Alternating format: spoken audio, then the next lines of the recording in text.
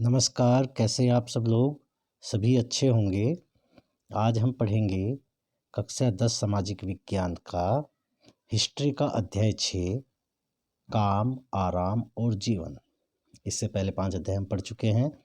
इस अध्याय में हम ऑब्जेक्टिव क्वेश्चन और लघु उत्तरीय प्रश्नों के माध्यम से इस पूरे अध्याय को समझने का प्रयत्न करेंगे। चलो प्रारंभ करते हैं। प्रश्न संख्या 1, बॉम्बे में टाउन प्लानिंग किस डर के कारण सामने आया? बॉम्बे शहर में जो टाउन प्लानिंग आया वो कौन सा डर था जिसके कारण यह टाउन प्लानिंग सामने आया? तो वह डर था प्लेग महामारी। प्लेग महामारी के डर के कारण बॉम्बे में टाउन प्लानिंग आया। दूसरा प्रश्न है, दादा साहब फाल्के द्वारा बनाई गई पहली फिल्म निम्नलिखित में से कौन सी थी? जो दादा साहब फाल्के हैं उन्होंने पहली फिल्म कौन सी बनाई? तो उन्होंने बनाई पहली फिल्म राजा हरिश्चंद्र। कौन सी फिल्म बनाई? राजा हरिश्चंद्र। इसका उत्तर ये हो जाएगा। अब प्रश्न संख्या 3 है, निम्नलिखित में से कौन एक प्रेसिडेंसी शहर नहीं है? इनमें से प्रेसिडेंसी शहर हैं सभी, लेकिन एक ऐसा है जो प्रेसिडेंसी नहीं है, तो वह है कानपुर। कानपुर जो है वो अंग्रेज प्रेसिडेंसी के अंतर्गत नहीं आता था। उसमें आता था बॉम्बे, कलकत्ता और मद्रास। ये 3 शहर आते थे, लेकिन कानपुर नहीं आता था। प्रश्न संख्या 4 है,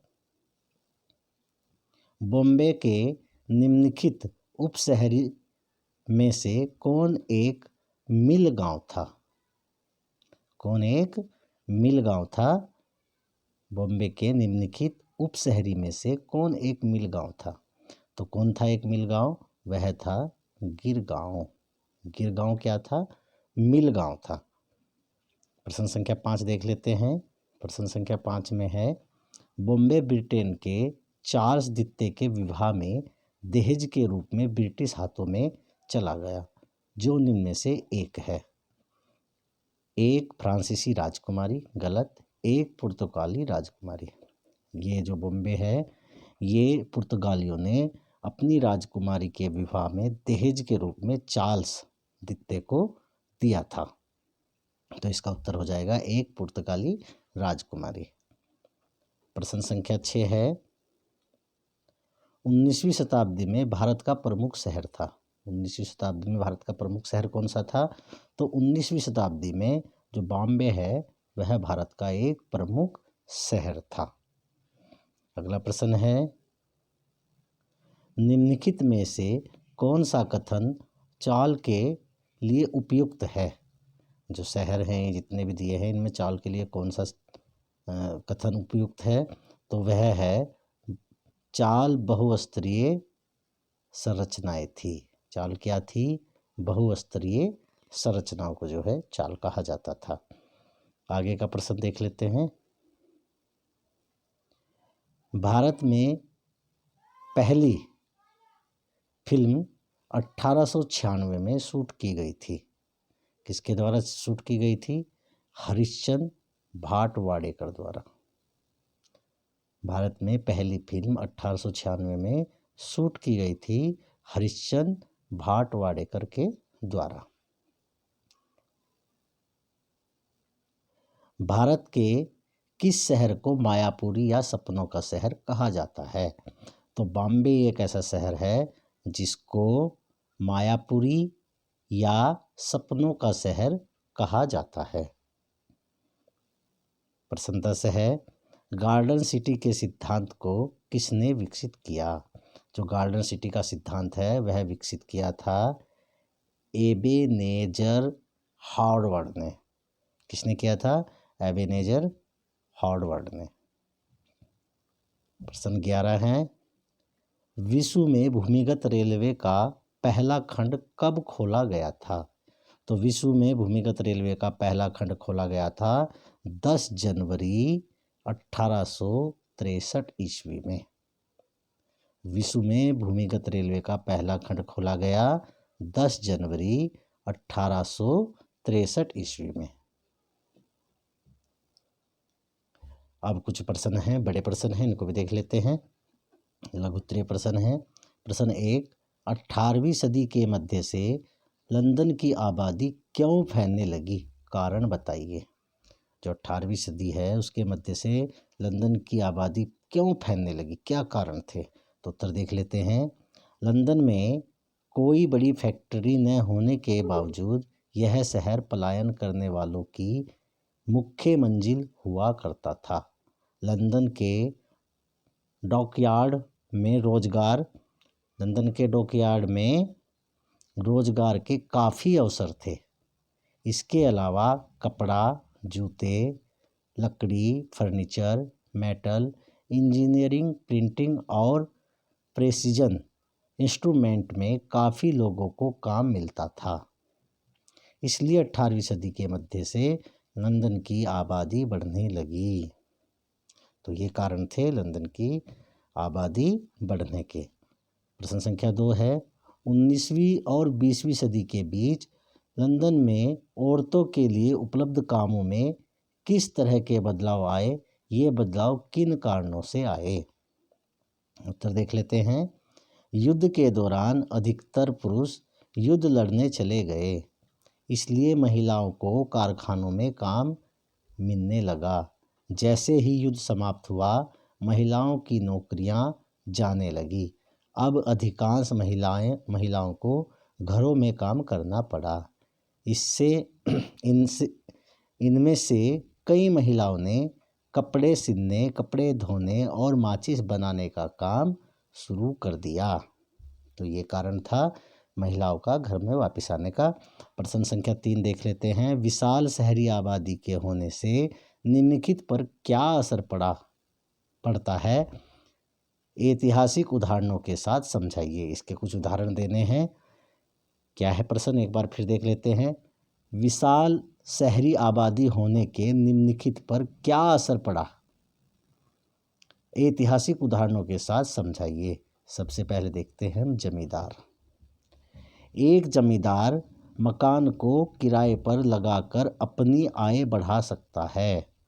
19वीं सदी के आखिर और 20वीं सदी की शुरुआत में लंदन में ऐसी ही स्थिति थी। 20वीं सदी के शुरू में बम्बई में भी यही हुआ था। दूसरा है कानून व्यवस्था संभालने वाला पुलिस अधीक्षक। तो कानून व्यवस्था संभालने वाला पुलिस अधीक्षक के बारे में क्या लिखा है इसमें। शहर में जब आबादी बढ़ जाती है तो समाज में कई विसंगतियां आती हैं। जिन लोगों को सही रोजगार नहीं मिल पाता है, वे छोटे मोटे अपराध करना शुरू कर देते हैं। आवास की किल्लत के कारण भी लोगों में रोष जमा होने लगता है। इससे अपराध में वृद्धि होती है। किसी पुलिस अधीक्षक के लिए यह एक चुनौती भरा अवसर होता है, क्योंकि उसे अपराध को नियंत्रण में रखना होता है। तीसरा उदाहरण क्या है, राजनीतिक दल का नेता। तो राजनीतिक दल के नेता पर क्या प्रभाव पड़ता है। किसी राजनीतिक दल के नेता के लिए एक बड़ी आबादी से चुनौती भी मिलती है और इसके लिए अवसर भी होते हैं। एक बड़ी आबादी में रोष की भावना को रोकना एक चुनौती होती है, लेकिन यदि कोई नेता इसका सही हल निकाल लेता है तो उसके लिए अपार जन समर्थन तैयार हो जाता है। तो ये 3 उदाहरण हमने देखे, इनके बारे में भी हमने पढ़ा। अब प्रश्न 4 देखते हैं। निम्नलिखित की व्याख्या करें। हम निम्नलिखित की किसकी व्याख्या करें। प्रश्न देखते हैं इसमें। 19वीं सदी में धनी लंदन वासियों ने गरीबों के लिए मकान बनाने की ज़रूरत का समर्थन क्यों किया। 19वीं शताब्दी की बात हो रही है। 19वीं शताब्दी में धनी लंदन वासियों ने गरीबों के लिए मकान बनाने की ज़रूरत का समर्थन क्यों किया। तो इसका उत्तर है, एक कमरे के मकानों में व्याप्त गंदगी से महामारी फैलने का खतरा रहता था। ऐसे घरों में आग का खतरा भी बना रहता था। अपराध के बढ़ने की भी आशंका रहती थी। इन सब दुष्परिणामों को रोकने के लिए धनी लंदन वासियों ने गरीबों के लिए मकान बनाने की ज़रूरत का समर्थन किया। बी प्रश्न है, बम्बई की बहुत सारी फिल्में शहर से में बाहर से आने वाली जिंदगी पर आधारित क्यों होती थी? इसका उत्तर है, बम्बई की फिल्म इंडस्ट्री में काम करने वाले ज़्यादातर लोग बाहर से पलायन करके आए थे, इसलिए वे उन आप्रवासियों की समस्या को बेहतर ढंग से समझते थे। इसलिए बम्बई की बहुत सारी फिल्में शहर में बाहर से आने वाली जिंदगियों पर आधारित होती थी। अब इसका प्रश्न सी देख लेते हैं। 19वीं सदी के मध्य में बम्बई की आबादी में भारी वृद्धि क्यों हुई? तो 19वीं सदी के मध्य में बम्बई की आबादी में वृद्धि के कारण निम्नलिखित हैं। तो क्या क्या कारण हैं? अफीम और कपास के व्यापार में वृद्धि। नंबर 2 है कपड़ा मिलों का बड़ी संख्या में शुरू होना। और नंबर 3 है रेलवे का विस्तार। जो रेलवे का विस्तार है वो भी जनसंख्या वृद्धि का एक कारण था। प्रश्न 5, लोगों को मनोरंजन के अवसर उपलब्ध कराने के लिए इंग्लैंड में 19वीं सदी में मनोरंजन के कौन कौन से साधन सामने आए? लोगों को मनोरंजन के अवसर उपलब्ध करने के लिए इंग्लैंड में 19वीं सदी में मनोरंजन के कौन कौन से साधन सामने आए? तो लोगों को मनोरंजन के अवसर उपलब्ध करने के लिए इंग्लैंड में 19वीं सदी में मनोरंजन के निम्नलिखित साधन सामने आए। कौन कौन से साधन थे? लाइब्रेरी, आर्ट गैलरी और म्यूजियम। ये 3 ऐसे साधन थे जो लोगों के मनोरंजन के लिए बनाए गए थे। प्रश्न 6 है, लंदन में आए उन सामाजिक परिवर्तनों की व्याख्या करें जिसके कारण भूमिगत रेलवे की जरूरत पैदा हुई। भूमिगत रेलवे के निर्माण की आलोचना क्यों हुई? तो इस प्रश्न का उत्तर है, जब शहर का विस्तार होने लगा तो लोग काम की जगह से दूर रहने लगे। शहर में भीड़भाड़ कम करने के लिए भी यह जरूरी था कि आबादी के एक बड़े हिस्से को शहर से दूर भेज दिया जाए, लेकिन इसके लिए यातायात के लिए एक ऐसे साधन की ज़रूरत थी जिससे लोग कम समय में अपने घर से काम करने की जगह तक पहुंच सकें। इसलिए लंदन में भूमिगत रेलवे की ज़रूरत महसूस हुई। शुरू में भूमिगत रेलवे के प्रति लोगों की प्रतिक्रिया नकारात्मक थी। कई लोग इस बात से दुखी थे कि भूमिगत रेलवे के निर्माण के लिए कई मकानों को गिरा दिया गया था। कई लोगों को धुएं से भरे भूमिगत रेलवे में सफ़र करने में परेशानी होती थी। प्रश्न 7 है, पेरिस के हौसमानीकरण का क्या अर्थ है? जो हौसमानीकरण है पेरिस का, उसका क्या अर्थ है? इस तरह से के विकास को आप किस हद तक सही या गलत मानते हैं? इस बात का समर्थन या विरोध करते हुए अखबार के संपादक को पत्र लिखिए और उसमें अपने दृष्टिकोण के पक्ष में कारण दीजिए। तो एक पत्र लिखना है। तो क्या है पत्र, देख लेते हैं। बैरन हॉसमैन एक टाउन प्लानर थे जिन्होंने पेरिस को एक आदर्श शहर बनाने की कोशिश की। इस प्रक्रिया में लोगों को भारी संख्या में विस्थापित किया गया। इसके बाद एक सुंदर शहर तो बनकर तैयार हो गया, लेकिन इससे ज़्यादातर लोग परेशान हो गए। कोई भी शहर सिर्फ आलीशान भवनों और यातायात की दक्ष व्यवस्थाओं से ही विकसित नहीं होता है। एक शहर अपने लोगों के कारण भी विकसित होता है। हर शहर नाना प्रकार के लोगों का एक सुंदर मिश्रण होता है जिसमें हर व्यक्ति का अपना योगदान होता है। लोगों से ही शहर की आत्मा बनती है। हौसमानीकरण के बाद पेरिस में हर सड़क, हर गली और हर भवन एक ही जैसा दिखता था। वह बिल्कुल कृत्रिम शहर लगता था। किसी भी मोहल्ले की अपनी अलग पहचान नहीं थी। प्रश्न 8 है, सरकारी नियमन और नए कानून ने प्रदूषण की समस्या को किस हद तक हल किया? निम्नलिखित के स्तर में परिवर्तन के लिए बने कानूनों की सफलता और विफलता का एक उदाहरण दीजिए।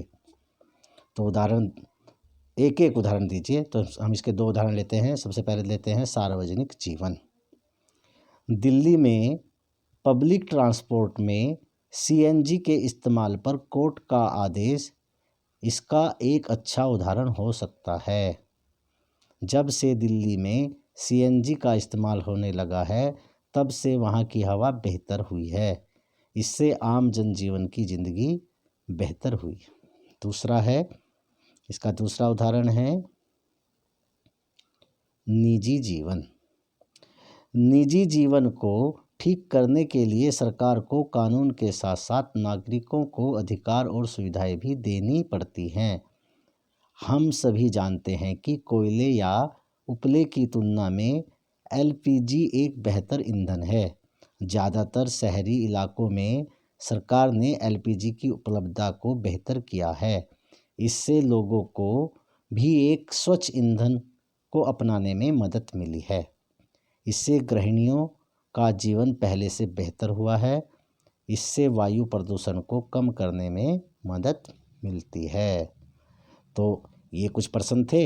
इन प्रश्नों के माध्यम से हमने इस अध्याय को पढ़ा। तो आप इसको 1-2 बार पढ़िए और इस अध्याय को समझने का प्रयत्न कीजिए। नमस्कार।